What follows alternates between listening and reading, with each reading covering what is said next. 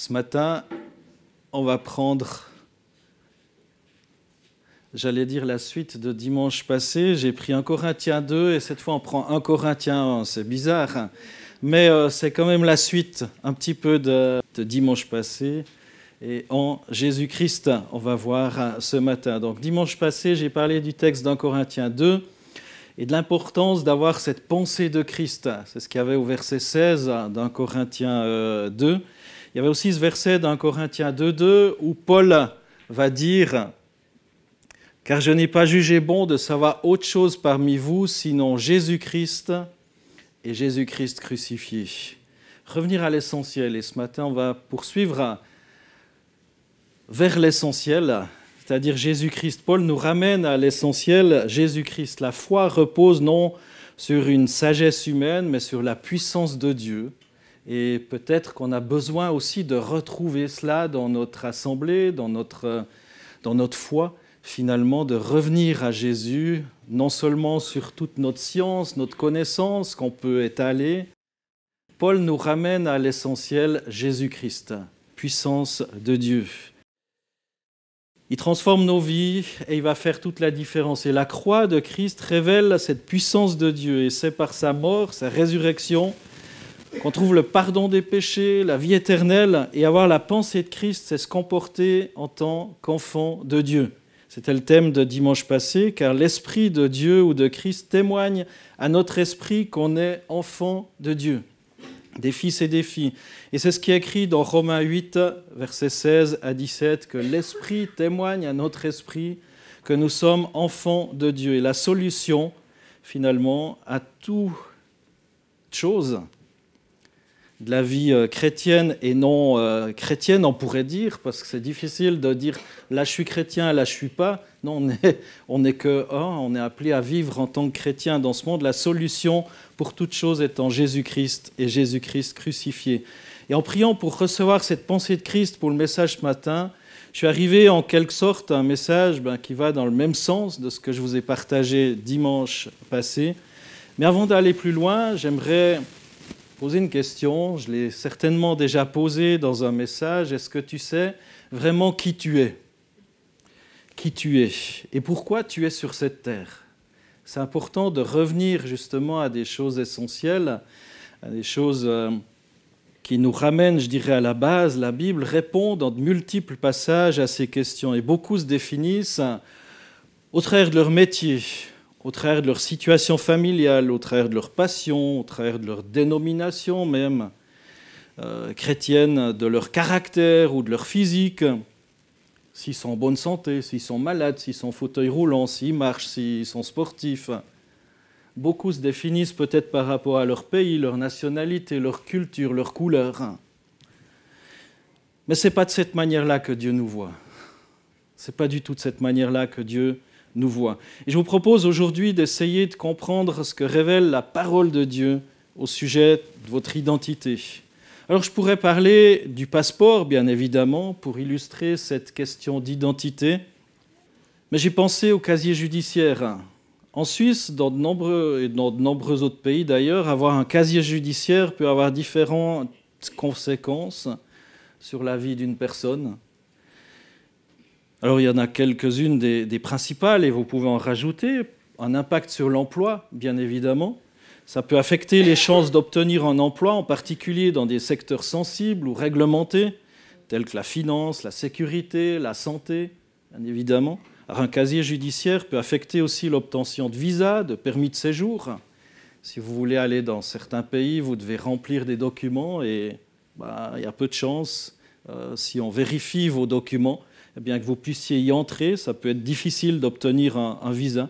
Les restrictions de voyage, évidemment, ça va de pair. Certaines condamnations pénales peuvent entraîner des restrictions de voyage, d'accès aussi à certains métiers et professions. Un casier judiciaire chargé peut rendre difficile l'obtention de licences ou de certificats nécessaires pour exercer des professions. Un impact sur le droit civique aussi. Alors, un casier judiciaire peut affecter aussi certains droits, comme le droit d'exercer certains mandats ou fonctions publiques.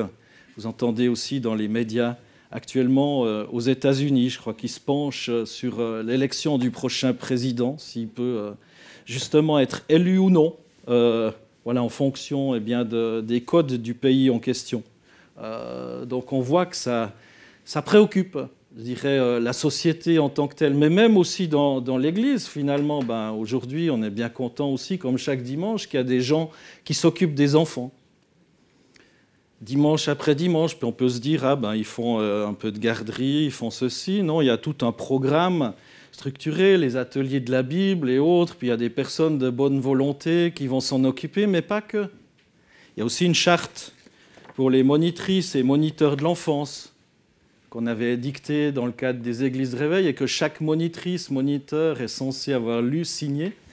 Et puis, la dernière page, c'est aussi marqué charte du moniteur en page 7. Il y en a pas mal, hein, quand même. C'est comme quoi vos enfants, les enfants qui sont confiés, je dirais, dans le cadre des activités de l'Église, on essaye aussi que les choses se passent bien. Et là, c'est « Je sous-signé confirme avoir lu le présent document et y agréé ». Deuxième chose, j'affirme n'avoir jamais eu de condamnation judiciaire en lien avec l'enfance ou avec des comportements sexuels inadéquats. Troisième chose à signer, j'autorise le responsable de l'enfance, s'il l'estime nécessaire, à me demander un extrait de mon casier judiciaire et notamment l'extrait spécial visant la protection des mineurs. Lieu, date, signature. Donc, comme j'ai dit, un casier judiciaire chargé peut affecter aussi certaines choses et rester un certain nombre d'années aussi inscrit. Si on en a, on sait avec Via Sicura aussi, en voiture, si on a vraiment dépassé de trop, il peut y avoir une annotation aussi dans le casier judiciaire. Si on a eu un accident par notre faute et que voilà, il peut y avoir aussi une inscription dans le casier judiciaire. Et toutes ces choses vont affecter notre vie durant. Poursuivons notre méditation de ce matin.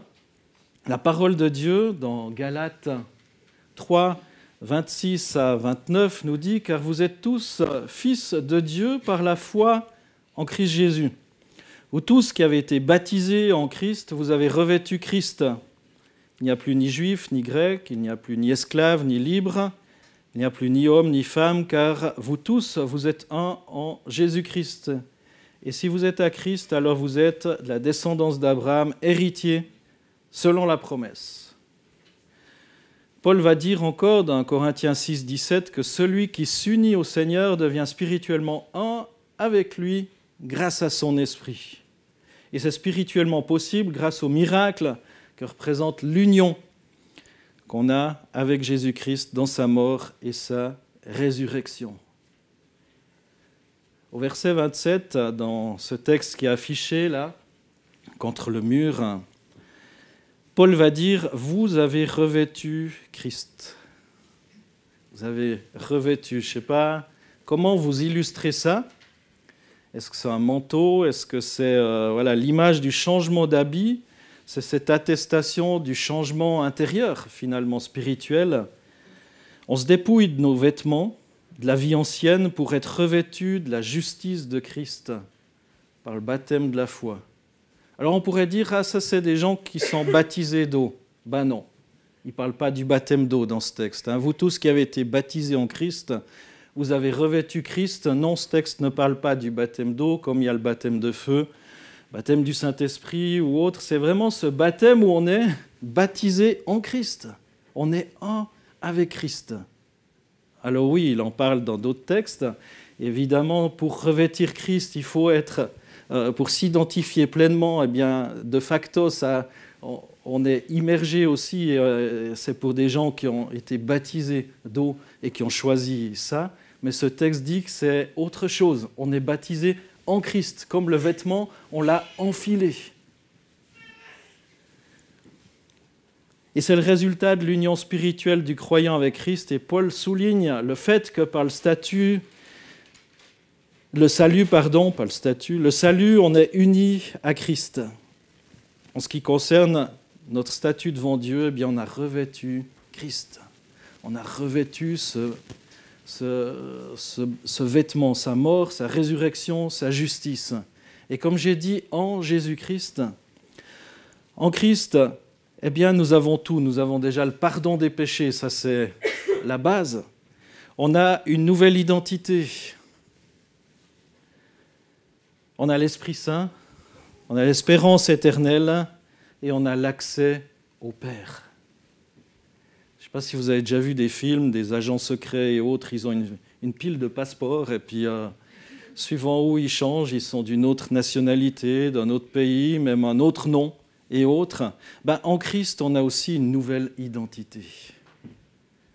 Mais elle ne va pas changer au gré des pays où on va se tourner. Dès le moment où on entre dans le royaume de Dieu, eh bien, on a cette nouvelle identité. En résumé, en Christ, eh bien, on a tout ce dont on a besoin pour vivre une vie qui honore Dieu, une vie remplie de paix, de joie, de victoire. Et c'est pour ça que c'est important de se rappeler ces richesses infinies qu'on a en Christ, afin de vivre dans la plénitude de son amour et de sa grâce.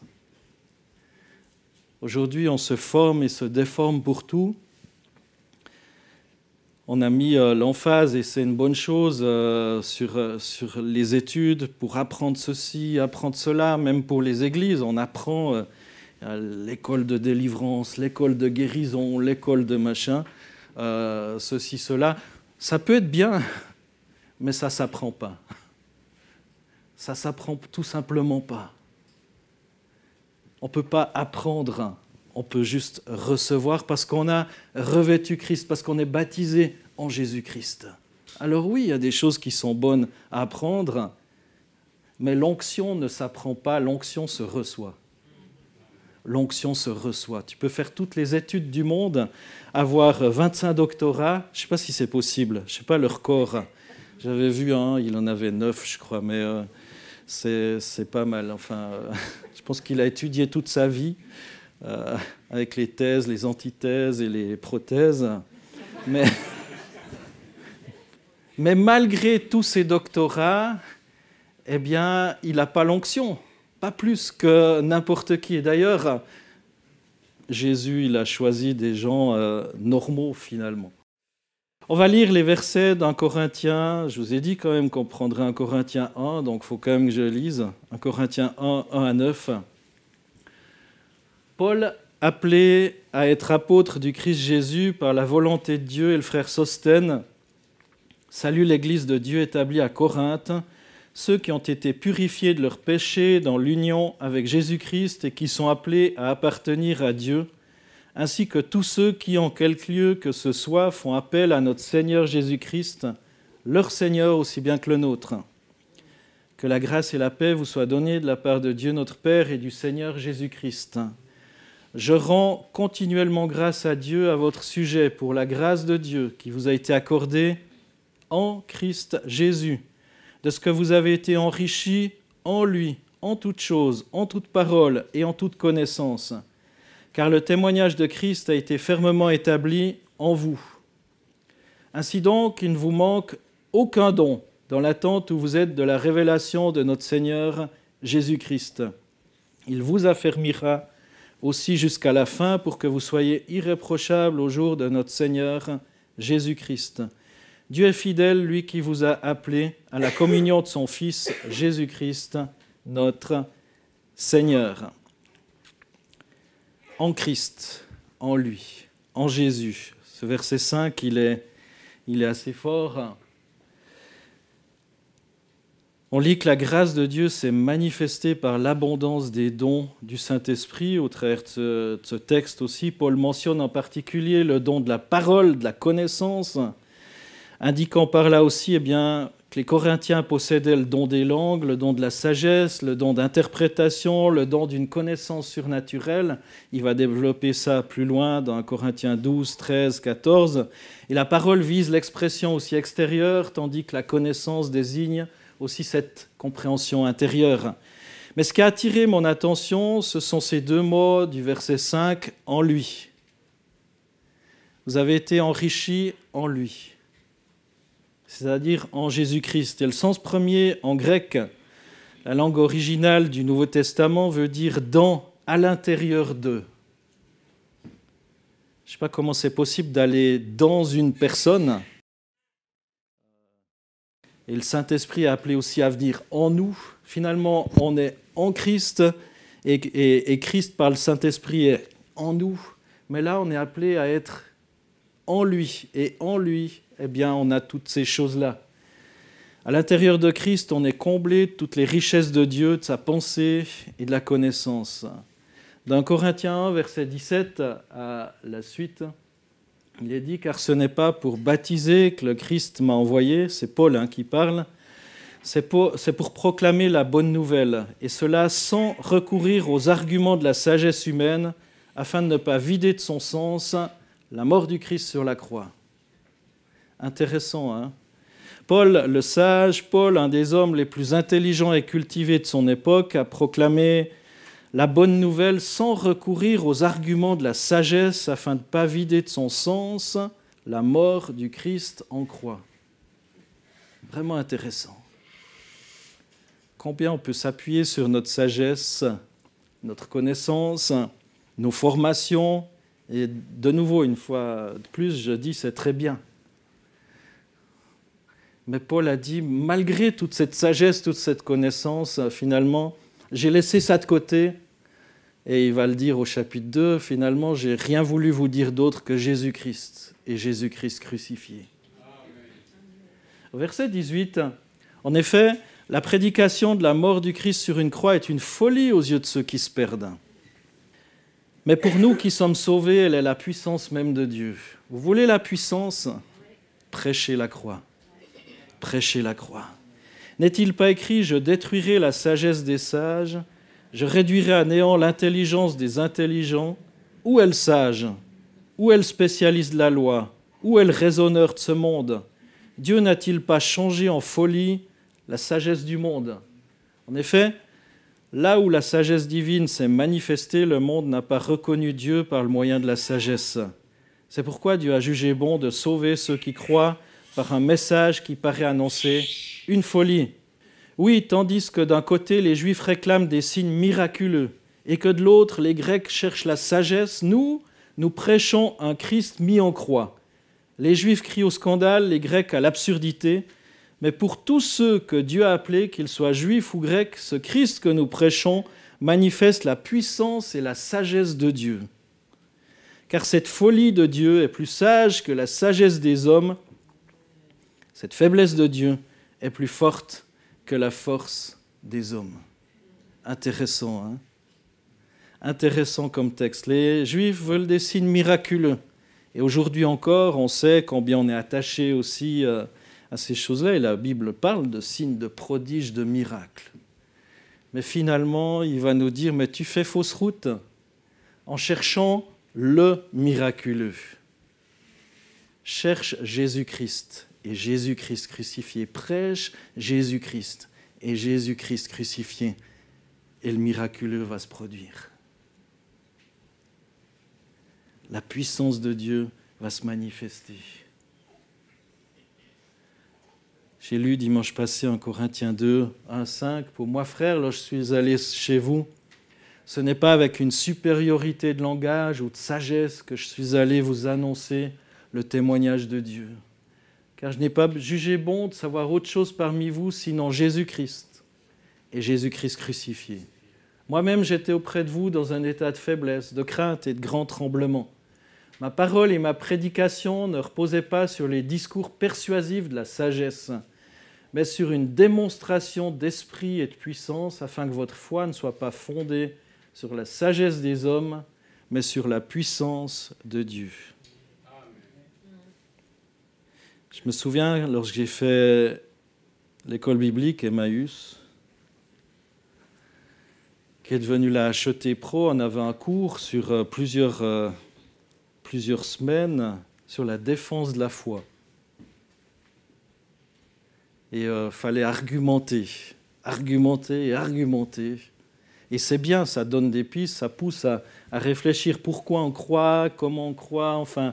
Ça aide aussi à accroître aussi notre connaissance. Mais finalement, ce que ce texte dit aussi, tu convertiras personne par des arguments.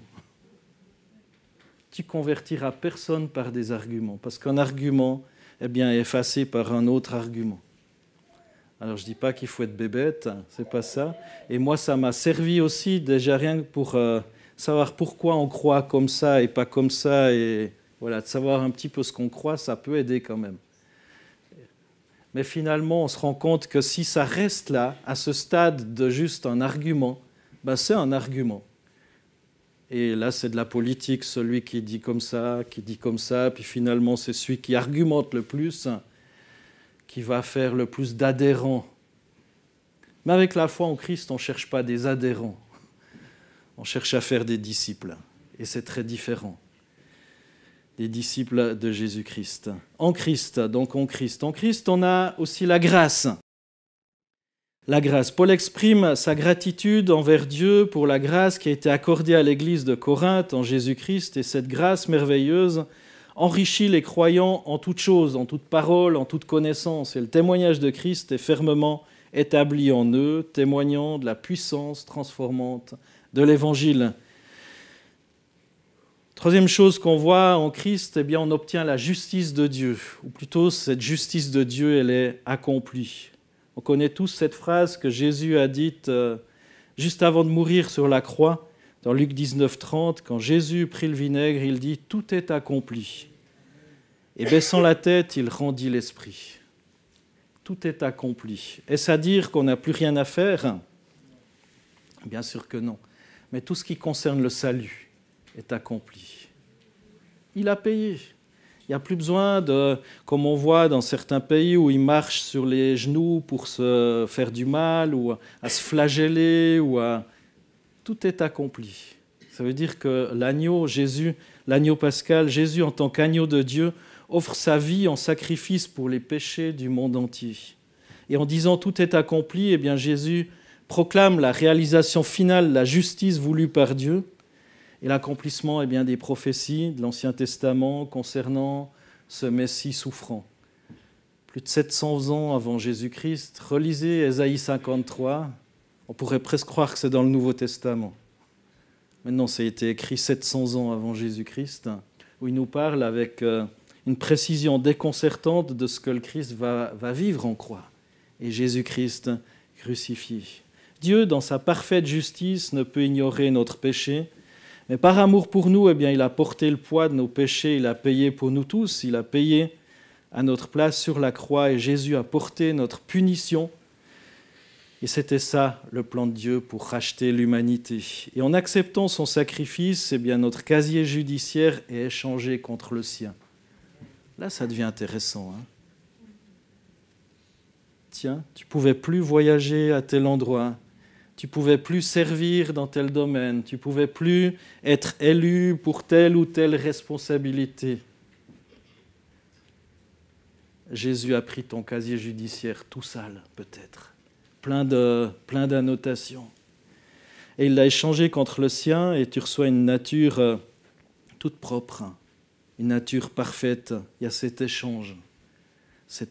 Et le verset de l'année 2024 pour notre Église, qu'on a cru bon aussi de transmettre, enfin aussi de travailler tout au long de cette année, Luc 1, 73 à 75. En effet, Dieu avait fait serment à Abraham, notre Père, nous libérer du pouvoir des ennemis et de nous permettre ainsi de le servir sans crainte, en marchant devant lui dans la sainteté et la droiture tous les jours de notre vie. Même cet ennemi, le péché, eh bien Christ a pris. Et il nous permet de marcher devant lui dans la sainteté. Il nous donne un casier judiciaire tout propre, tout neuf. Quatrième chose, en Christ, notre vie est cachée. Et c'est là eh bien, qu'on voit cette puissance et cette sagesse de la croix. Être en Christ signifie encore être caché dans sa justice. Dieu ne voit plus nos imperfections, mais la perfection de son Fils. Et c'est seulement en Christ eh bien, que notre dette est annulée, notre relation avec Dieu restaurée et notre éternité assurée. En Christ, on est libre de toute condamnation et revêtu de sa justice. Pour le monde, la prédication de la croix peut sembler une folie, mais pour ceux qui sont appelés, c'est cette puissance de la sagesse de Dieu. N'ayons jamais honte de Jésus-Christ et de Jésus-Christ crucifié. La croix, c'est le moyen par lequel Dieu a choisi de sauver les croyants et démontre sa sagesse supérieure à celle du monde. Si vous voulez aller dans une réunion et qu'on va juste faire profil bas en enlevant tout ce qui peut déranger les autres, si on enlève Jésus-Christ et Jésus-Christ crucifié, n'y allez pas. Vous perdez votre temps. Vous perdez votre temps. Parce que c'est ce qui fait la force et la puissance de l'Évangile. Alors en conclusion, dimanche passé, je disais que la solution est en Jésus-Christ et Jésus-Christ crucifié ce dimanche. Je réaffirme ça une fois encore. Au début du message, on a lu ces versets dans Corinthiens 1, 1 à 9, juste les versets 4 à 6. « Je rends continuellement grâce à Dieu à votre sujet pour la grâce de Dieu qui vous a été accordée en Jésus-Christ, de ce que vous avez été enrichis en lui, en toute chose, en toute parole, en toute connaissance, car le témoignage de Christ a été fermement établi en vous. » Et ça ne s'apprend pas. Ça se cultive. Ça se cultive dans sa présence. Comme j'ai dit tout à l'heure, l'onction ne s'apprend pas. Tu peux avoir tous les diplômes de la planète, ça ne fait pas de toi quelqu'un qui a l'onction. À l'intérieur de Christ, eh bien, on est comblé de toutes les richesses de Dieu, de sa pensée, de la connaissance, le don de la parole, le don de la connaissance, le don des langues, le don d'interprétation, le don d'une connaissance surnaturelle, le don de voir l'invisible aussi et de comprendre l'invisible.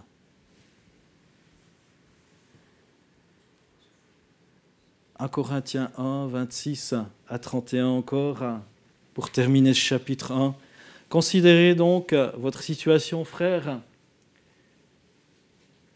Qui êtes-vous » Je vous posais la question tout à l'heure. Qui êtes-vous ? Qui es-tu ? Qui êtes-vous ? Vous que Dieu a appelé à lui. On ne trouve parmi vous que peu de sages selon les critères humains. Je ne sais pas, hein, je ne dis pas ça, c'est Paul qui disait ça. Peu de personnalités influentes, peu de membres de la haute société. Non, Dieu a choisi ce que le monde considère comme une folie pour confondre les sages. Et il a choisi ce qui est faible pour couvrir de honte les puissants. Dieu a porté son choix sur ce qui n'a aucune noblesse et que le monde méprise et sur ce qui est considéré comme insignifiant pour réduire à néant ce que le monde estime important.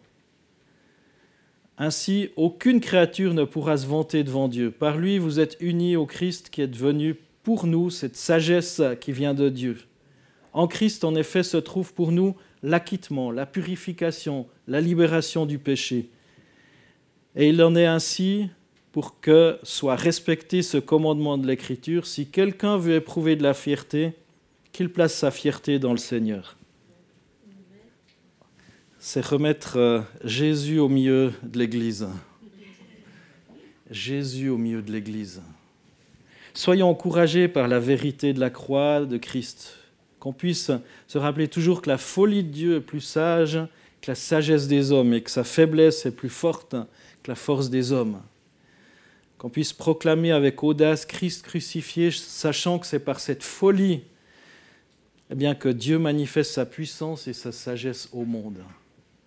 N'ayons jamais honte de Jésus-Christ et Jésus-Christ crucifié. En Christ, on trouve notre véritable identité, notre salut, notre espérance éternelle.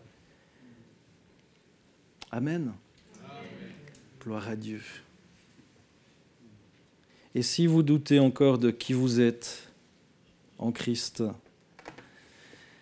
j'ai des petites feuilles qui peuvent vous être distribuées, si voilà, quelqu'un d'un côté et de l'autre peuvent distribuer, qui disent « Je suis élu et bien-aimé, je suis l'ouvrage de Dieu, né enfin, de nouveau en Christ », etc. Vous pourrez découvrir des versets bibliques qui vous aident à vous approprier juste qui vous êtes en Christ.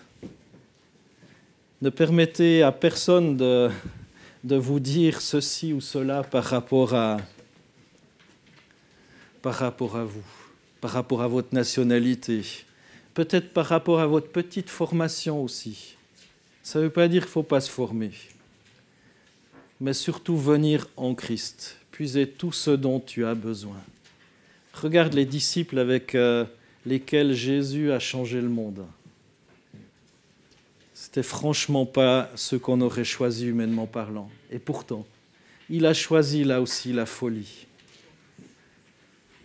Des gens qui voulaient relationner juste et puiser en lui. Et ce matin, eh bien, voilà, je vous demande juste, ou je vous encourage, de venir à la source finalement. On a choisi il y a quelques années ce nom, Église évangélique de Réveil, source de vie. Alors la source de vie, ce n'est pas l'Église évangélique de Réveil, mais c'est Jésus.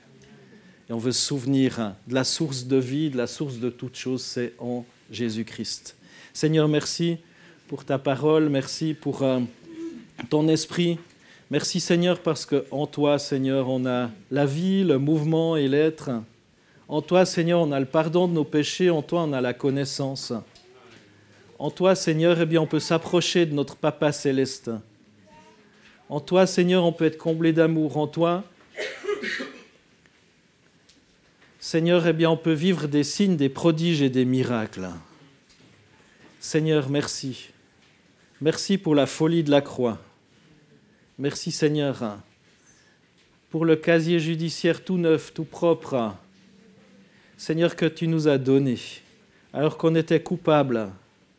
Seigneur, tu nous as libérés. Gloire à ton nom, Jésus. Amen. Amen.